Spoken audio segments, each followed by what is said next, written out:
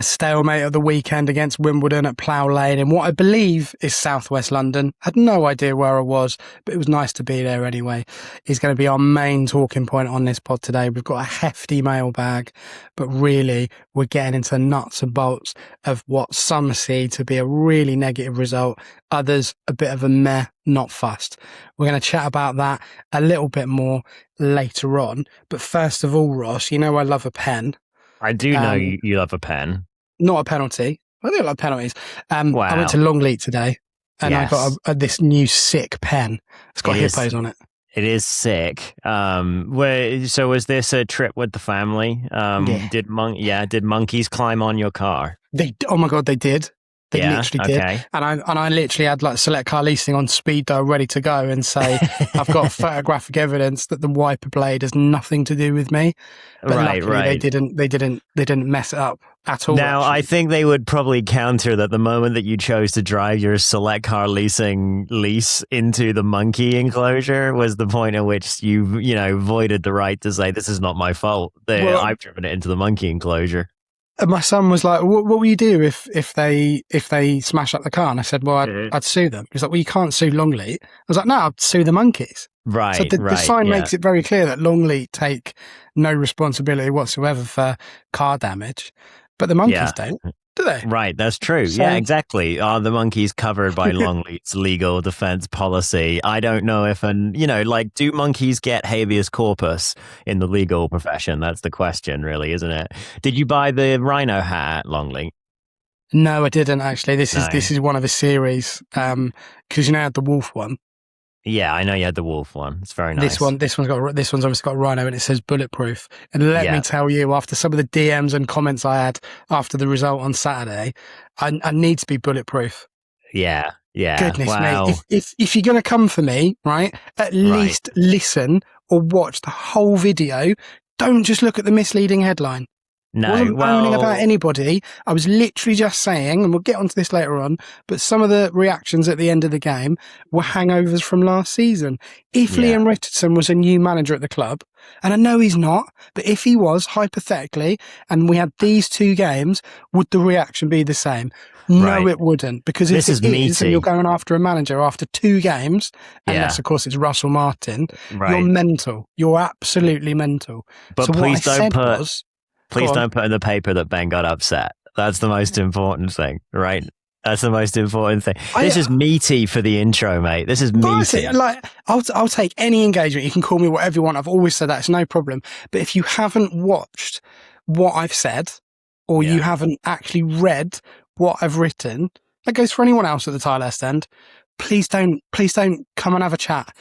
If you want to disagree, no problem at all. That's what it's all about for me, healthy debate. But just listen to it first. And I did have a guy at Sim. I said I'd take him to court as well because the headline's misleading. Oh, I was going to say, has Sim the one that stitched you up there, really? Wow. Yeah. I think it's because I spent the whole of Saturday moaning about being in London. Yeah. You went on one away trip and you can't even. You spent the pre-pod moaning about Hampshire and you said, I've got no idea where Wimbledon is. Well, if you were a proper Hampshire boy like me, you would know exactly where Wimbledon is because it's on the train line up to London. So, poor, very, very poor. But, at least you made all of that effort, all of that graft for an exciting game and you didn't fall in the sinkhole. So, I would say job's a good one. Do you know what is really ironic is that since I've been doing this pod, I've been pro rata, if I can use it in this context, to less away games than I've ever been before in my life. Yeah, you've probably been to less away games than my wife, which is, it certainly says something I'm about free already this year, so that's good going. Right. So anyway, Reading fans, all 6 of you who are still here after Ben cussed you out to start off the podcast today. Yeah. I hope you're ready to listen to a podcast from a person that goes to 3 away games a year and somebody who lives on the other side of the Atlantic Ocean. And thinks he's bloody king of the jungle or something. Yeah. Big thanks to Amazons. We're going to talk. Well, I say we're going to talk music. We're going to touch upon the fact that it's Reading Festival. There we go. We've done it.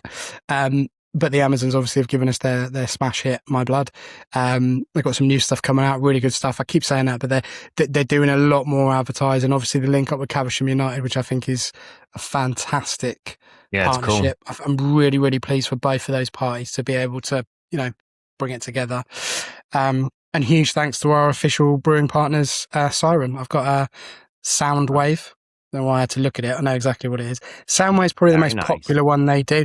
I think you had a Soundwave, actually. I'm pretty sure you had a couple of Soundwaves.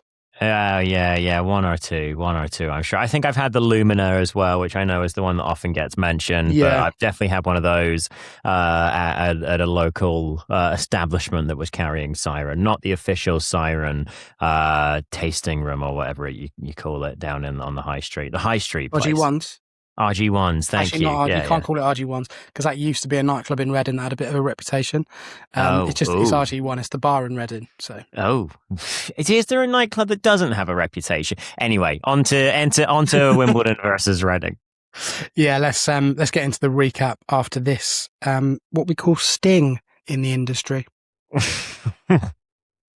Welcome back to episode 470. Just letting them behind the curtain. That's wow. It's interesting. It's very 2026 of you. That's what you were going to say. Yes, exactly. Before we go any further, it is the young man Bobbins' birthday today. Happy birthday, Bobbins. Happy 45th birthday, mate. Hope you have a lovely day. I would imagine you are watching the under-21s team at Farnborough as of now. Coming up to half time. I don't know what the score is. I need to check that. But they're playing Derby County tonight, so he's probably at that. Signed 3 players today pretty much as well, with the news of Connor Masterson potentially coming in when we were explicitly told that he wasn't going to be. So put that together. Sometimes decisions are made very quickly, and you've got to make sure that you keep things close to your chest while also doing what's best for the club. So good to see no more signings coming in though. Obviously, like we let a few go at the end of from the academy go at the end of the season. Stickland headed on his way, for instance. So yeah, good to see more signings coming in. But yeah, happy birthday, Bobbins. Hope you've had a wonderful day doing whatever 45-year-olds do. And yeah, best of luck to you. Right. Wimbledon, the Dons, Plough Lane. 0-0. Yeah. Differing reactions, I think, from the fan base at the end of the game. Have to say, I've never been to that ground before. I thought it was fantastic. Okay. Really nice ground. I'll tell you one thing as well. The stewards were first class. They were absolutely fantastic. Yeah, it's that typical away thing, and you'll mock me, but I do go to away games where it's like people don't really tend to sit in their seats, and it's just kind of a bit of a free for all, really, which is par for the course. Because if you really want your seat, you need to get there an hour before. That's how the movie theatre works in America and many places. Exactly right. But I thought the stewards were excellent. They engaged really well with the fans from what I could see. So massive thumbs up to you guys. And you've really had stewards problems already this year. So, you can be a handful for the stewards, and yet they still manage to handle that handful. Exactly right. And it was of course again great pleasure to spend the day with our editor and our good friend and mine and Ross's good friend Sim. So really nice to see him as well. Let's talk about the game first of all, because I said after the match that I thought it was a missed opportunity. Yeah. Let's try and start with some positives first. Did you see any progression in the team on the previous week? Progression in the team on the previous week is a great question. I don't know if that necessarily is the case. I mean, like, they didn't collapse and concede 3 goals in the second half. So, I mean, that's literally progression on last week, right? Like, so I mean, that was good to see, but kind of interesting. I mean, you asked me to start on positives, but just real quick, now I've identified that they didn't collapse, and that was good. I thought you mentioned there a missed opportunity, and I thought that a lot of that happened in the first half, that missed opportunity, and that I thought that we think, you and I think that there are mental issues going on with the team conceding, lots of second half goals and things like that. You're not being able to hold on to leads, giving away points and things like that. And I thought that what happened in kind of minutes 25 to 45 in this game were also symptoms of mental issues. I thought Reading started the game quite well, and they were clearly the better team throughout all of this game. Wimbledon are not good. And Wimbledon are not good at home, but it's either like they lost. I think they were like way down below 20th in the home form table last year. So they're not a good team. I thought Reading started well, but then Wimbledon sort of dragged Reading down to their level, and it all seemed to kick off at a corner that took about, I love my like 10-second skip thing on Royals TV when I'm rewatching games. And I'm pretty sure this corner took about 3 minutes to be taken because Pawdy and the captain from Wimbledon just kept going at it over and over again. Eventually both got booked. It's one of those inevitable situations where it takes 2.5 minutes for a corner to be taken, and then as soon as it comes in, the ref just blows it dead and gives a foul, and off we go the other end. So really, like, I think if you're going to take positives from this game, like Reading are clearly the better team, and they have. I thought they created opportunities to win the game in the first half. But a combination of what I think I'll go on to talk about is this as we review this game, poor finishing, really. And, kind of losing their heads a little bit for periods of the game. I think that kind of cost them in the end. But I mean, they were definitely the better team. I don't have any notes to add to what you said there. I think first half, they were definitely the better side. And when you go into that break, you're thinking it's probably only a matter of time before we kind of wear them down. And there was probably the best opportunity. It was what you'd class as a goal mouth scramble just after the break.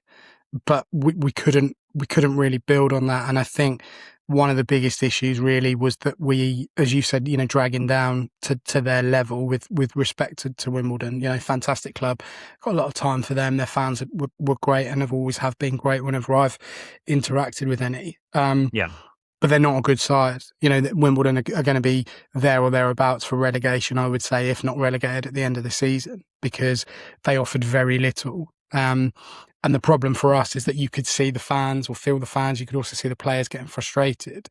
And, Jack Marriott was trying to get himself in those positions. He was very, very mobile, but the ball wasn't coming to him at all. And that really then leads me to the next point about the overall creativity in the team and the way that's going. Defensively, we can sort of put to one side at the moment because you're right, it was a clean sheet as progress compared to shipping, 4 goals in the previous game. Right. Let's talk a little bit about those creative sparks. So just a reminder, Lisby on the right-hand side, Lewis wing, Andy Ridder Motor as the kind of anchors in the middle, Dan Kay on the left-hand side, and then Josh Stokes in that kind of 10 role. What do we make of that midfield, particularly in this game? And then we'll talk about them generally in terms of how that might map out in a context of the season and, of course, the signing of George Earthy. Yeah, definitely. I've got my Savage Cup today. I've got a few of these for non-YouTube listeners. I've got a few of these promotional cups that the team did at the Medeski Stadium last year. I've got my Savage one today. On that note, right? Someone in the mailbag has said, "Keep up the good work," and we'll go back to this in a minute. Love watching it on YouTube, and someone I spoke to or came up to me on Saturday said he loves watching it on YouTube. Now he prefers watching it on YouTube as opposed to listen to it, which I thought was great because you've really pushed it in terms of doing that. I'm not really interested in YouTube, but we're trying to get more visual bits in there. When I say that, pens, beer, cups, Korean shirt. I'm wearing this is a London City Lionesses shirt today. Yeah, it's cool, isn't it? I wanted it because it says the other one says everybody watches women's sports, which is cool slogan, and this was the same price as the actual t-shirts that say that. So I was like, I'll buy this, but this one says everyone watches London City instead, which looks a little bit silly to me because it sounds like you looking at the airport. Can I just shock you? I like that given what I said earlier about London. Well, yeah. Well, Sim gets you into his roost, and gets you rolling around like a pig in once. And then, exactly. The claws are in you. The whole city tigers. Yeah, exactly. Their social media team this weekend, by the way, really, really good. Anyway, we got well off. But last thing, because you mentioned YouTube there, I can see like the statistics, and I can see that some people watch it on the TVs, which is kind of funny. So that means that if anyone's got like a big, main TV that they watch it on, our heads are just going to be so big. It look like the face of Bo from like Doctor Who. Is on the side of the TV. Honestly, if you allow us into your homes on the big screen, us two idiots, thank you very much, because that's probably the biggest honour we could have, right? Being in someone's living room when they're, I don't know, whatever you do in a living room, that's amazing. Yeah. So thank you for that. Yeah. Generally, that's actually really made me laugh, but also quite touching. Anyway, talk about the midfield. Yeah, the midfield. So I've got my Charlie Savage cup now. And this will be a great point for me to cut in the edit from the last time I said that.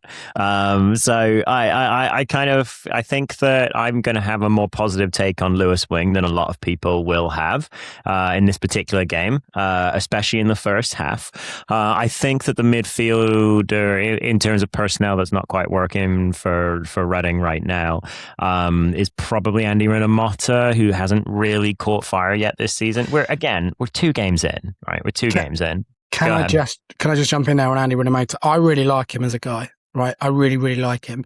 But I saw someone on X say Andy Rinomhota's having a great game, and I honestly can't remember who it was, but I muted you because I thought, if you're watching this first half and your comment is Andy Rinomhota's having a good game, like, I'm not going to block you for that because that's childish. But come on, really?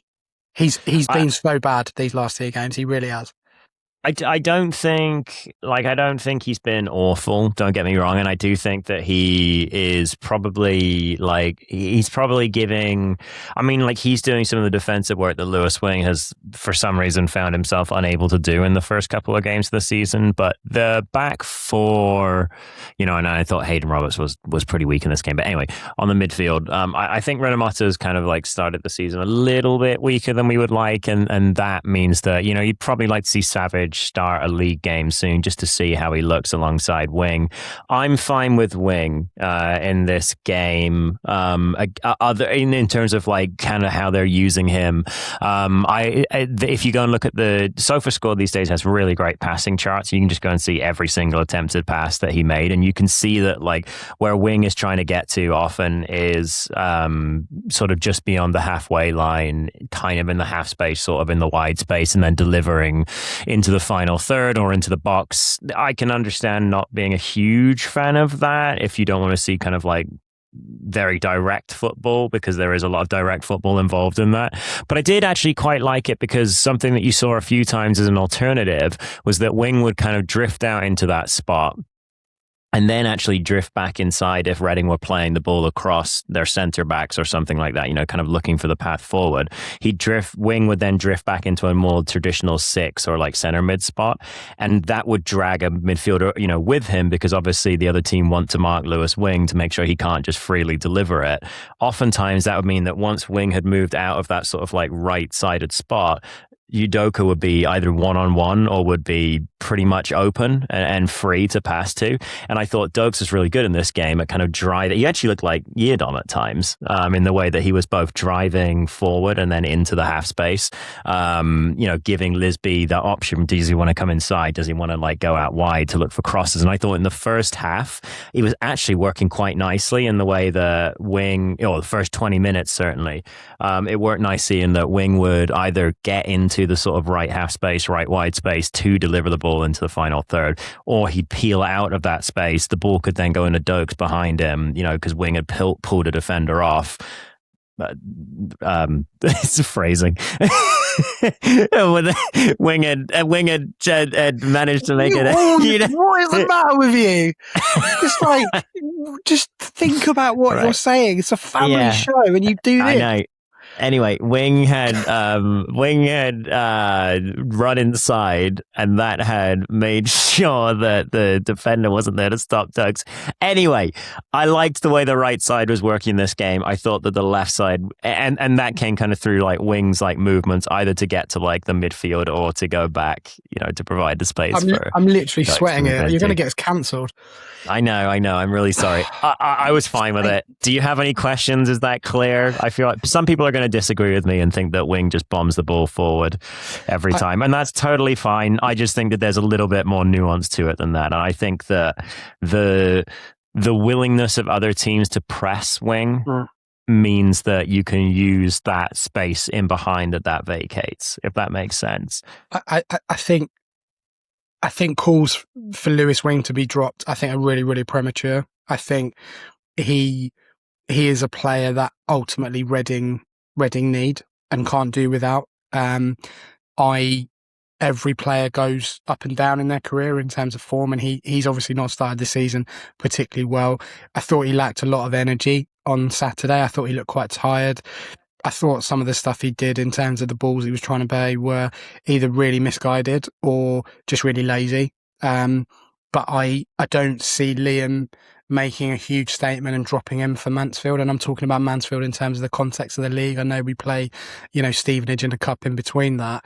But for me, it was a poor game. And actually, this is kind of the first question. I'll kind of intermingle them really. So Michael Purdy put a question on the video that I'd done on Facebook. And he said, is Wing the problem? Excellent crossfield passing, but as a result of his constant long ball tactics, completely bypasses the advanced midfield players like Stokes and Arthey, making them almost redundant, which is a fair comment because, Stokes was pretty much anonymous in the game. And that, we can talk about the pressure that he might be under now because obviously George Arthey coming in on a permanent contract, you'd look at it and go, well, we're going to develop him because he's here for 3 years. We're not going to develop a Bristol City player with all due respect to him. So there could be a bit of that. But do you feel that Wing is kind of counterproductive to what those players will try and do in the game? I swear I'm not saying this just to be facetious and contrarian. Rinomhota attempted more long balls in this game than Wing. And so I agree that Wing attempts like quite a few long balls, but like the whole team does it. I don't think it's a Wing thing. I think it's more of a Liam thing. I think that, yes, if left to his worst devices and left to just sort of like try to run the team's attack by himself, Wing can fall into a bit of a habit of just drifting into that right space and yeeting the ball into the final third over and over and over again. But I think it's very unfair right now to tar just Wing with that brush. I think that Porty O'Connor looks for those long balls forward. I think that Ben Ward does it. And again, like I said, Rinomhota attempted more long balls than Wing did.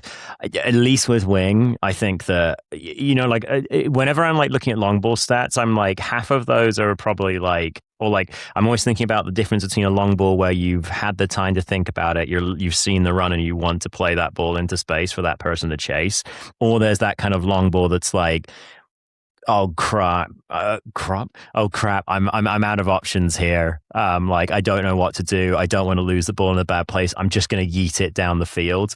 And that ends up kind of like being recorded as long ball. I often think that clearance and long ball stats are really kind of tricky because like it's completely subjective when like a clearance and a long ball are not one another, basically. But anyway, I just think that Liam doesn't have a problem with them doing that, and it's not just a Wing thing, it's everybody. I do think that, I've just said that like bringing Savage into the team might be, something that I would certainly look at if he has a good game, because I would expect that he'll be captain again for the League Cup game. If he has a good game in that game, then I think it'd be very unfair not to start him in the next league game. But yeah, overall, like Wing is hitting the ball long about as much as everyone else right now. I just think he does it in a more noticeable way. So we're pretty much agreed that Savage comes in for Rinomhota in the next league game. Thank you for finally seeing sense. I appreciate that. Can I defend Rinomhota and Rinomhota? By the way, if you defend him, I'm not like I'm an agenda against him. I'm not at all. But something's got to change in that midfield, and he seems a logical choice to step out and bring Savage in. Because I think Savage is a better player anyway, but I don't. Yeah. I don't want people thinking, I don't have any agendas against it. I want them to do well. I want them to succeed. I want Reading Football Club to succeed in the same way that Ross does. But we just have these opinions in terms of how they make up in the game. But yeah, go on. Two quick things on Rhino. One, however you pronounce his name, like you're going to be happy on this pod because Ben and I just mix it up with his name all the time. Second, I will say that like I think that he's had a harder job in terms of the personnel around him so far this season. Like I don't think Hayden Roberts was great at the weekend, and then obviously Dorset was poor the week before that, and obviously we know intrinsically that like the left winger and the left back have to like defend together. Well, that's the same for those kind of like left side of the midfield pivot, right? That's a defensive relationship there. So I think that Rinomhota has had to do more to cover the players around him than Wing has had to do on the other side so far this season. Other player that's really caught fire in terms of conversation around not just his performances but his overall worth is Danny Kaye.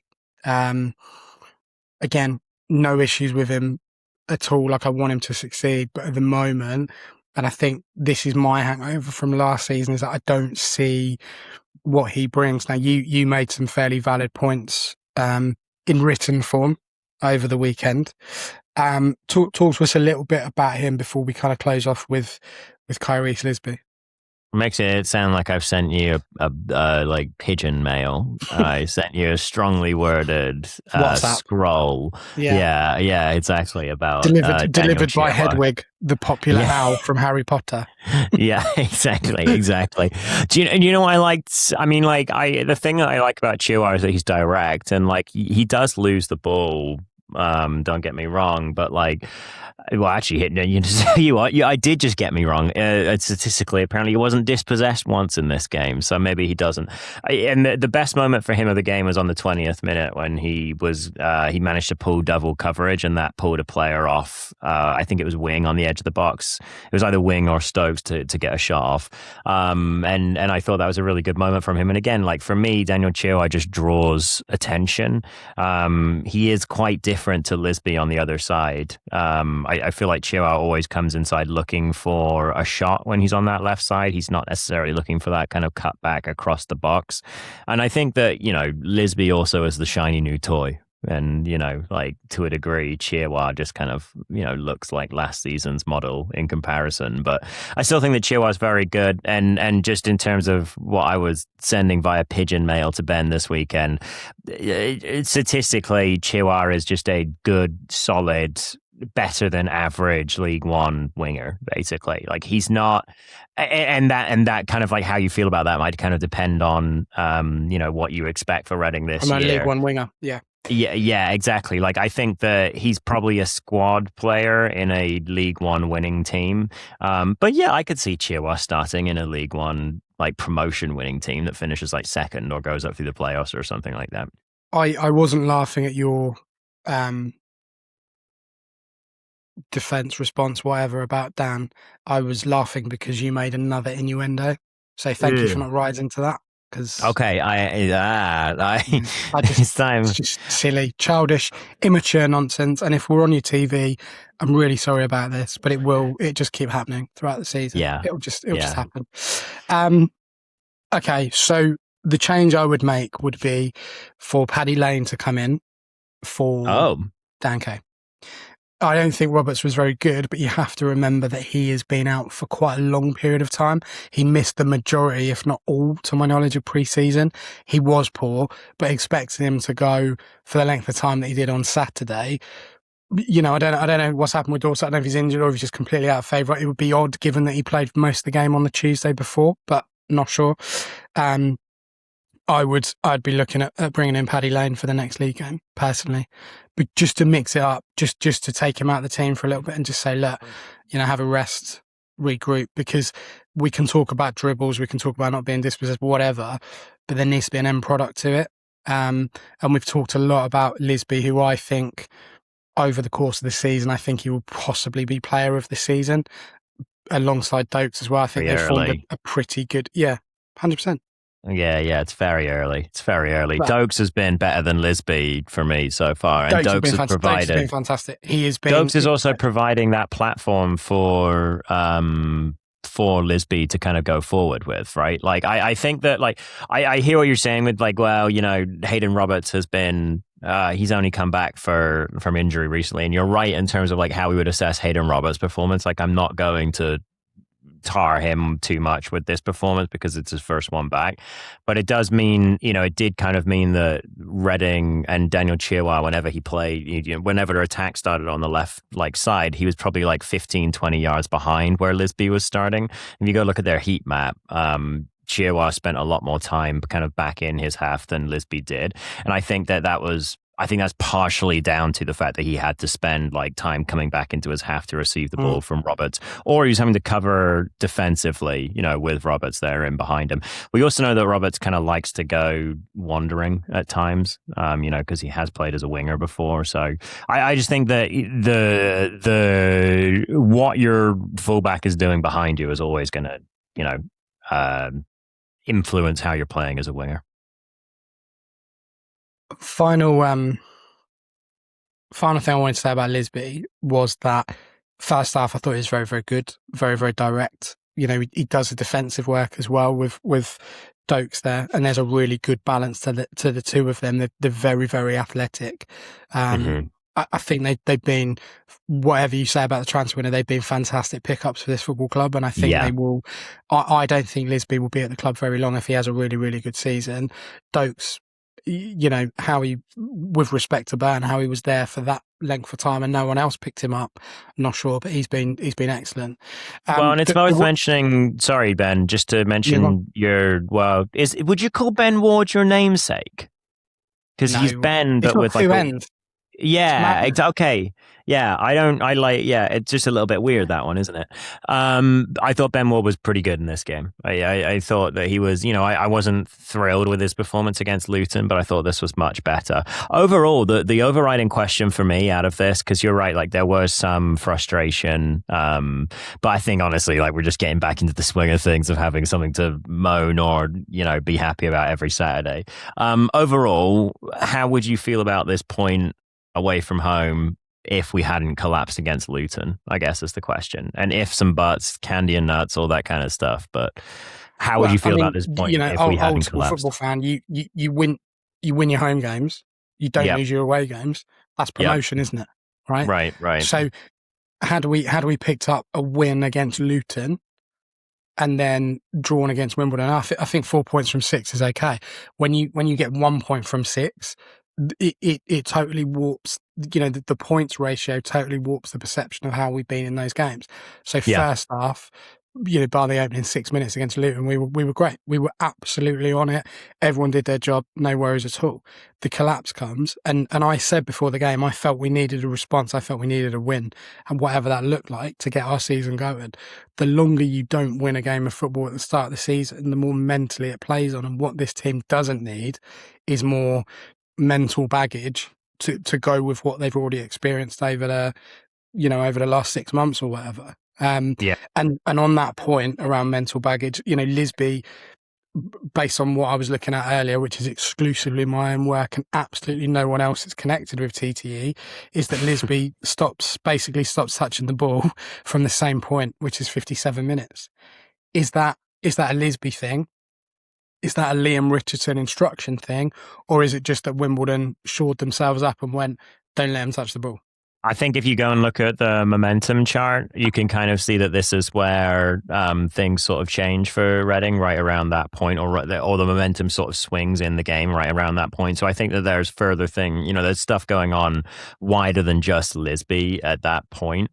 I think that obviously there are two teams in the game too, and while this is one of the easiest away games in League One, statistically, you are still going to run into like periods of like, where the other team has like more momentum than you when you're playing against a home team.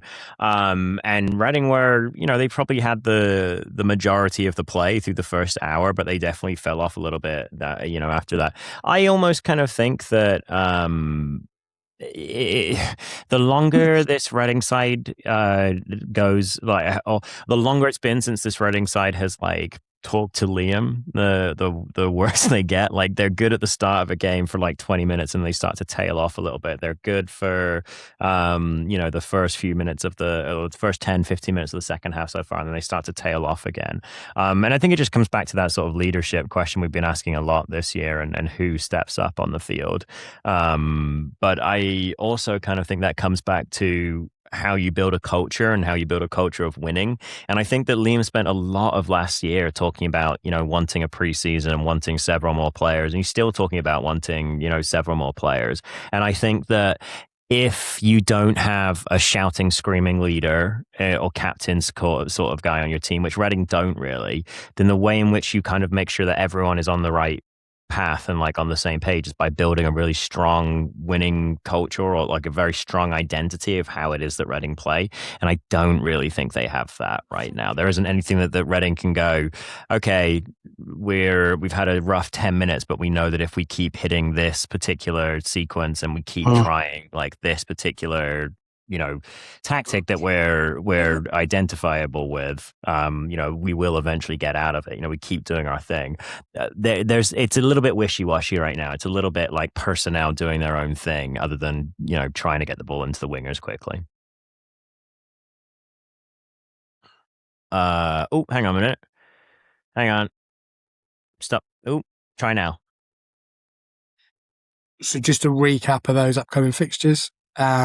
Stevenage obviously next up in the cup, second round of the Carabao Cup, 7:45 Tuesday, which will be today if you listen to it today, or yesterday if you listen to it on Wednesday.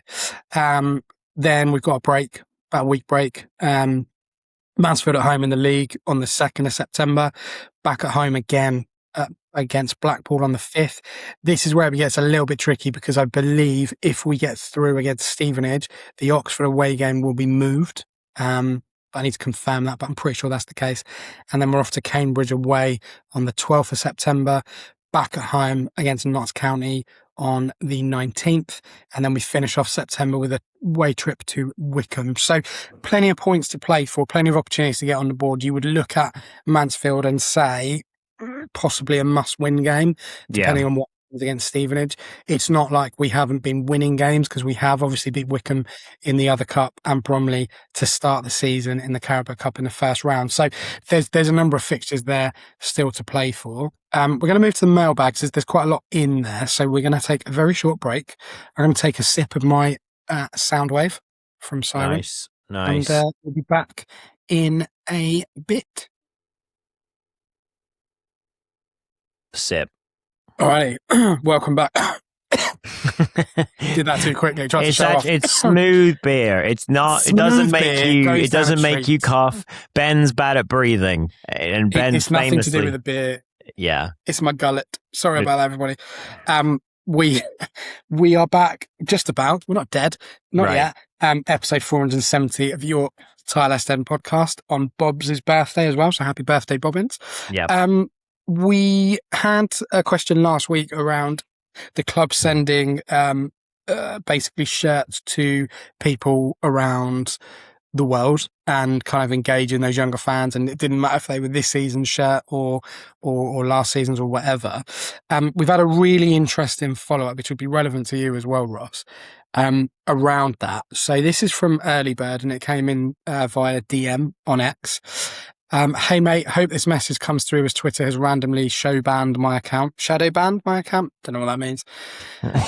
It means that you've been given one of the 9 rings that were given to the race of men, and you've become a shadow wraith. So Twitter has taken action to make sure that you can't, spread your Nazgul propaganda through the airwaves. If you're a Lord of the Rings fan, raise your hand. That's everyone. You guys mentioned on the pod the idea of building pathways to international support via kits and discounts. I think an important thing to note about this discussion is that one of the primary issues with getting items from the Reading FC shop overseas isn't just the pricing, but the international VAT and shipping. The VAT and tariffs and shipping on a Reading FC shirt is almost 100% of the cost of the shirt when sending it to the USA. I paid, and sit down for this, right? Yeah. I paid $160 for my shirt to come to Chicago. Oh my word. Base price of $82. Yeah. Madness. Not sure if the club can cover the VAT on items that are costly. Yeah. Giving away shirts to foreign royals would cost them $80 a shirt. Presumably, we could make overseas fans pay the VAT and receive the kit for no cost, but it wouldn't make the shirt any cheaper than it is for locals. Wow. Is that true? Yeah. I mean, obviously, I'm not saying he's a liar or they're a liar. That's not what I'm saying at all. What I'm saying is, have you had the same issues being in America with shirts being sent? I mean, I am lucky enough to be able to come over to the UK again, or every, normally once a year or something like that. Yeah. So, I personally have actually kind of resorted to buying my shirts, when I go to Reading and when I go to the megastore now, because I don't want to, pay, all of the extra costs and things like that. To be fair, as somebody who has chosen to live in America, knowing, what America has gotten up to at times in the 20th century or the 21st century, the tariffs are. I mean, they're not my fault, but they're my poison to pick, as you will. And I won't say anything more about them. But I mean, it is really expensive, right? Like I'm trying to. I'll pull it up by the end of this segment here. But I'm trying to do let's just say a Cheerwah jersey of the new shirt, which I do quite like. I said it does look a lot like the leak that I mentioned last week out. If you do the sleeve, do you ever do the sleeve badge? Does anyone ever do the sleeve badge? I'm a grown man, mate. I don't. I've got one on this. You know what? I was actually. So my son had a pre-season friendly the other day. Yeah. And they play at local people know, but they play at Deanfield, which is fantastic. Amazing 3G for a local secondary school to have, which is essentially a state school. It's not private. Mm-hmm. And he had a friendly there. He's kind of playing there all the time. Incredible, right? But yeah. I was being linesman on one side of the pitch, and then on the other side it was like I guess people had just rented the pitch, and there was a grown man, right, wearing a Liverpool shirt with a name on the back. I think it was the fellow who scored yesterday, the penalty. The name I can't say. Really yeah. And he also had the badges on, and I'm thinking, you're 50 years old, mate. What are you doing? It's like grown men wearing basketball vests. What is the point? Yeah. Okay. So one thing I like about the States is that it's a little bit less. When I first moved over here, and maybe this is just a me thing, maybe I'm a snob and I am, so whatever. But when I first came over here, I was surprised by what people will wear out in public when they're not doing something that they're dressing up for. So you go into just the grocery store or whatever, you see people in sweatpants and tracksuit all the time, not just trying to be chavvy or whatever. They're just regular, they're doing whatever. It's Tuesday, man. And I like that. It's more casual. It is very common to see people wearing football shirts and things like that around over here. So yeah, I've worked out how much it would cost. So this is for one Cheerwah jersey of the new third shirt. They don't even have medium or large in stock, so I can't even get my size right now. But for that, the standard shipping, including the taxes and duties and all that kind of stuff, $71. So the total cost is $190 for a shirt. So yeah, I won't be doing that anytime soon.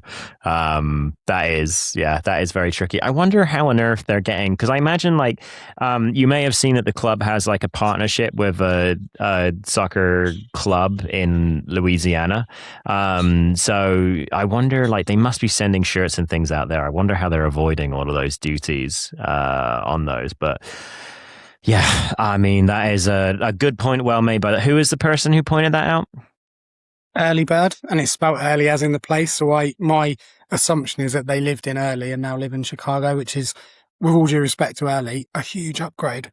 Because I've been to Chicago, and that's a city. That is a place. Yeah. It's windy, so it's pretty good there.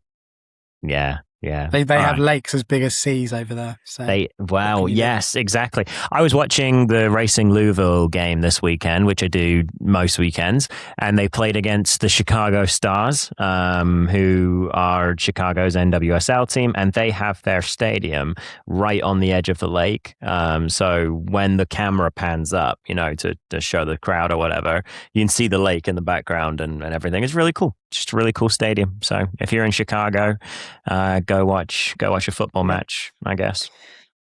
Let's get into the mailbags. Obviously we are in the mailbag. We are in the mailbag. Yeah, I think you literally already did a.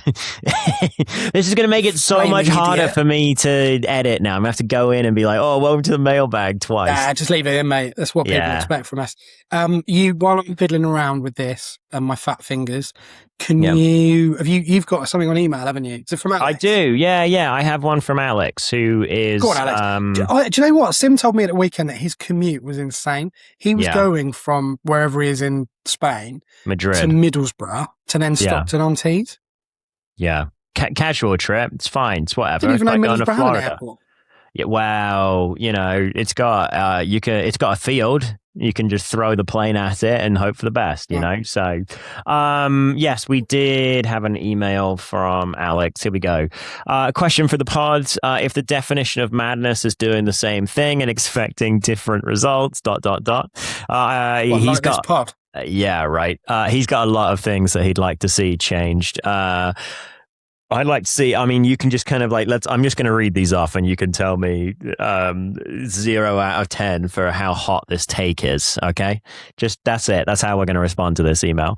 I'd like to see Porty dropped and Dokes shuffled in centrally.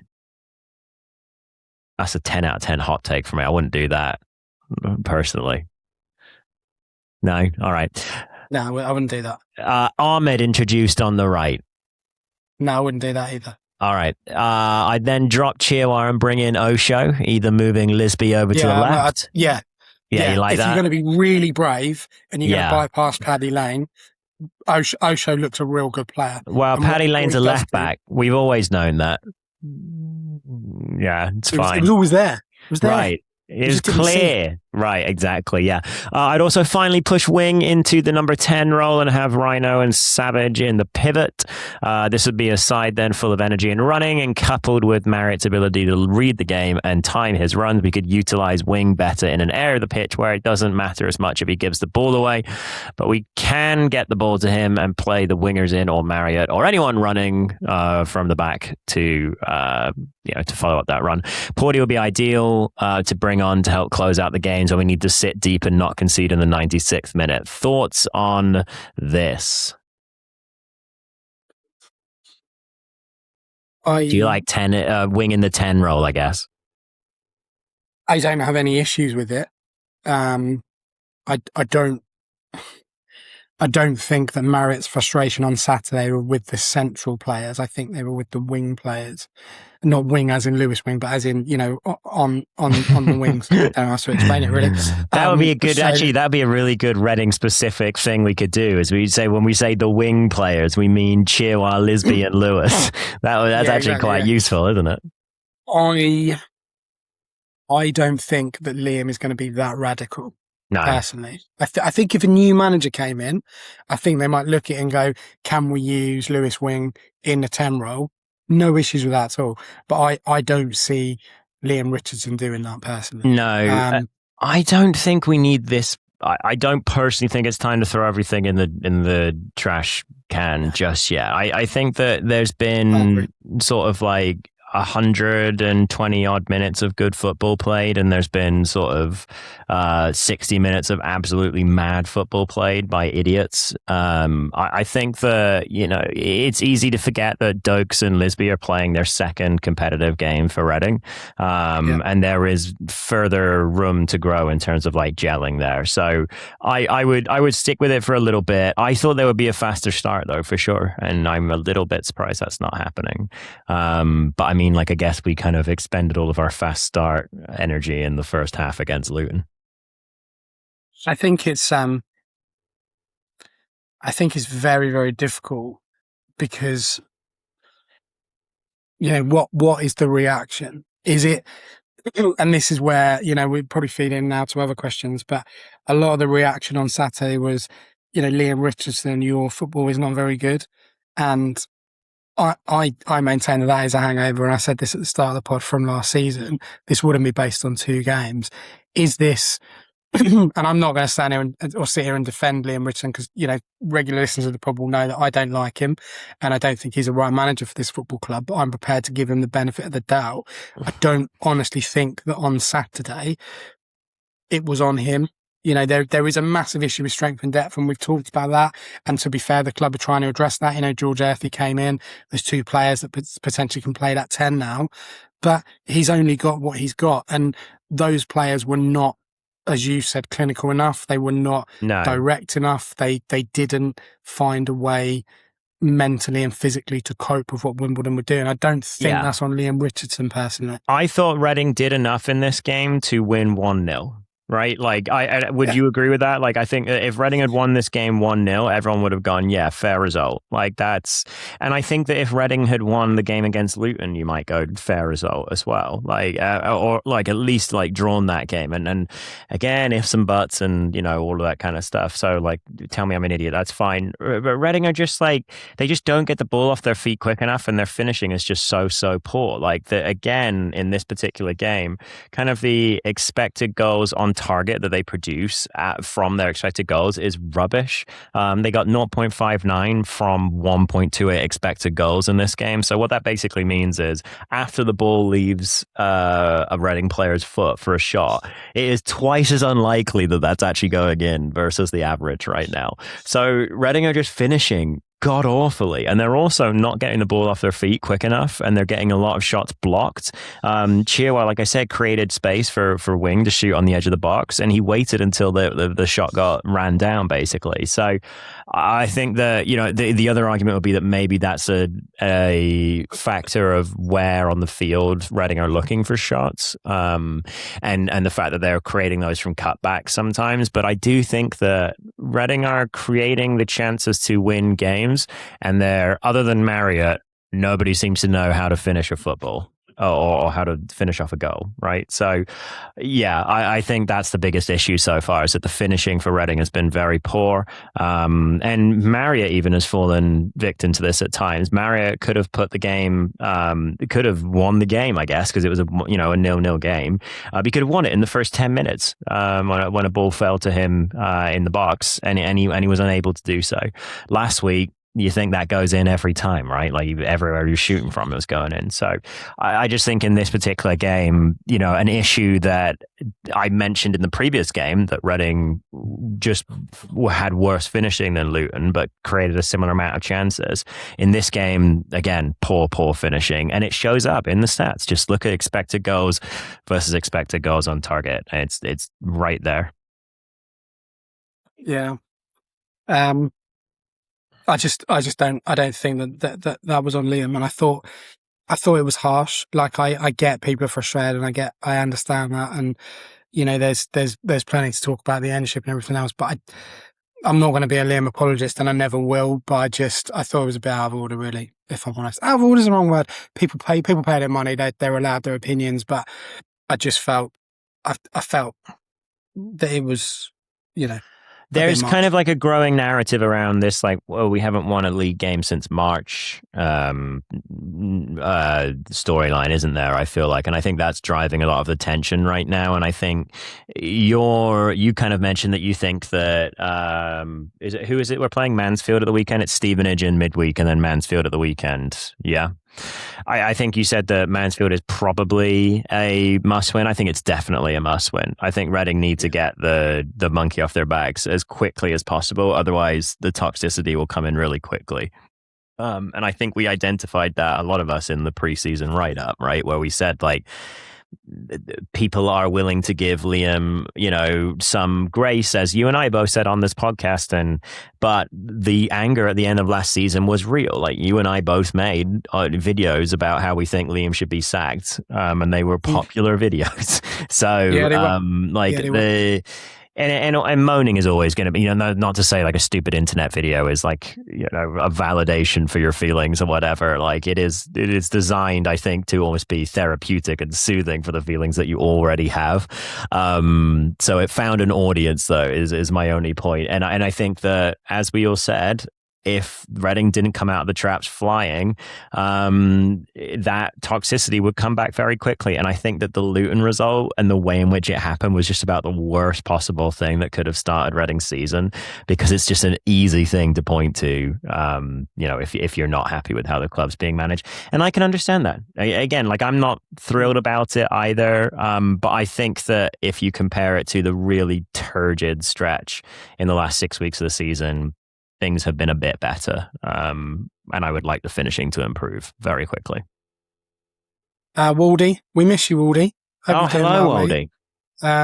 He says, love the kit, and there it stops. Really feels like last season is stuck on deja vu. For Mansfield, he would take out Stokes.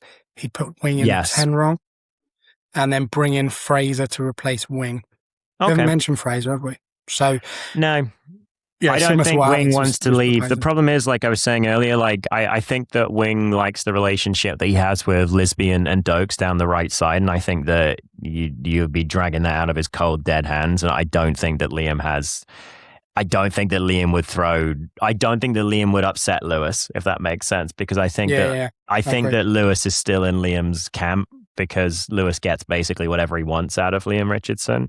So I don't think that Liam's going to be moving Lewis out of the position that he's in. So I think it becomes about his partner.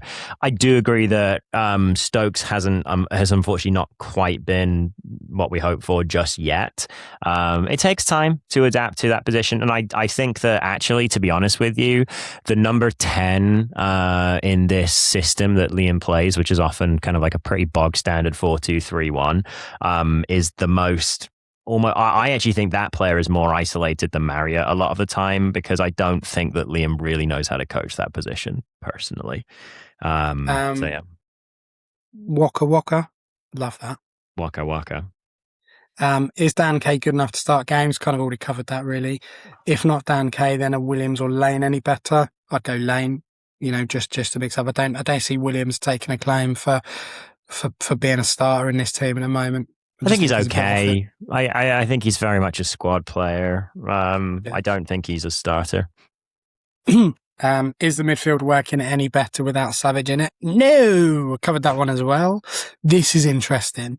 Is Pereira's starting position under any threat, given recent performances? I was going to ask you how you felt about Pereira in this game. He didn't really have a whole lot to do, obviously, because Wimbledon were rubbish. So I mean, I think that Pereira just doesn't have any competition, right? Like, Jack Stevens saved penalties on whatever night it was, and nobody's claiming that he should be the goalkeeper, right? Like, no one's going, like, get Jack Stevens in. I think that Pereira could probably do with some competition. We saw how that, like, do you remember how, I think it's underrated how the lack of competition affected Rafael's Reading career.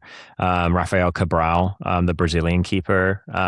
He was really good in his first season, and I think that Reading just kind of like, they were willing to just like sit on that and kind of ride that out, and he kind of had a year then without any real competition, meaning he could do whatever he wanted and never get dropped. And obviously Luke Southwood eventually came along to provide some of that competition, and Rafael punched a whiteboard, punched his way out of the team, basically. But I think that kind of like sequence started from him not really being pushed by the squad. So yeah, I do think that maybe another keeper by the end of the season, by the end of the window, but I don't think the team are going to do that, because I think they're going to roll with Stevens this year.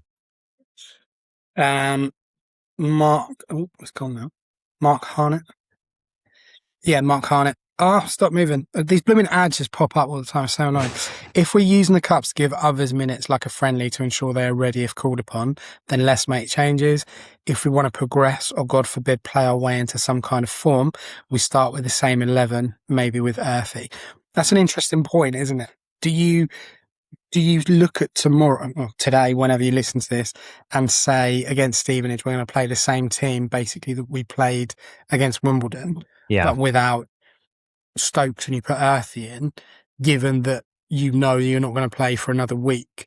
Do you think that's a possibility that he might do that in terms of going? It's a possibility. The same team against Stevenage as it is for Wimbledon. I think you can achieve a similar thing by going half and half, right? And sort of like taking out some of the players whereby maybe there is at least somebody to push them and saying, like, maybe that is Chihuahua, right? I think that's completely fair to take him out of the lineup and put Osho in there and show him that, like, hey, there are guys behind you for this position. You need to perform on the field to kind of like keep your spot in the team. I think that's good. I don't think Wing will start this game. I don't think Porty will start this game. But yeah, I mean, some of the guys that haven't necessarily found form yet this season, like switching them out and just showing them that there are options behind them on the team, I think that's motivating in its own way. Like, there's the motivation and the momentum of like playing and getting into, confidence, but there's also the motivation of seeing, hey, this person is not as far behind me as I thought. I can't be complacent. I need to earn my spot. I think that can also be a motivating factor. Paul Mortimer wasn't at Wimbledon, so can't judge, but defensively, obviously better than Luton, which is what you said, but been saying all along we need, in brackets, in my dreams, Kermagant Roberts type as a number 9, which we failed to get last season. Yeah. And if we don't get one this season, I'm worried. I think Marriott had an off day, obviously, or Marriott had an off day on Saturday, which is unlike him. We are still obviously a better team with Marriott in it. But the problem is if he gets tired or you want to mix it up, you bring in Jacob Brown on, which is not gonna do anything. So what happened was we got frustrated and we were just reverting to long balls, and you're thinking, well, against Wimbledon centre-backs who were like 8 foot or something, they were 8 ridiculous. 9. Yeah, 8 or 9-ish ballpark. He's never going to get the ball. It's never going to drop for him in a million years. So it's very, very difficult. And we've said all along we need an extra striker. I think, Liam has been very vocal on saying that we need to fill that number 9 shirt. You talked about, Kelvin leaving a lot and there's been no replacement. Do you see that tackle he did on the weekend, by the way? No, I didn't. I missed this. Oh, horrible. Nasty he only one. got a yellow for it. So it should have been straight red. Ooh, okay. Like, it's a career ender. Yeah. Well, he's just trying to show his passion in his new country, so. That's true. But yeah, I agree with you, Paul. Like, we do need another striker.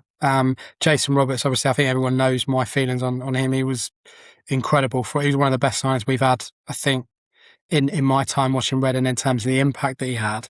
But we need something like that. We need a bigger man to affect games and who plays with elbows a little bit out here at times, So something along those lines would be useful.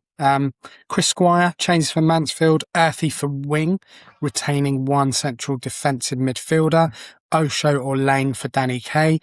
For Stevenage, I'd start with the lineup versus Wimbledon last week.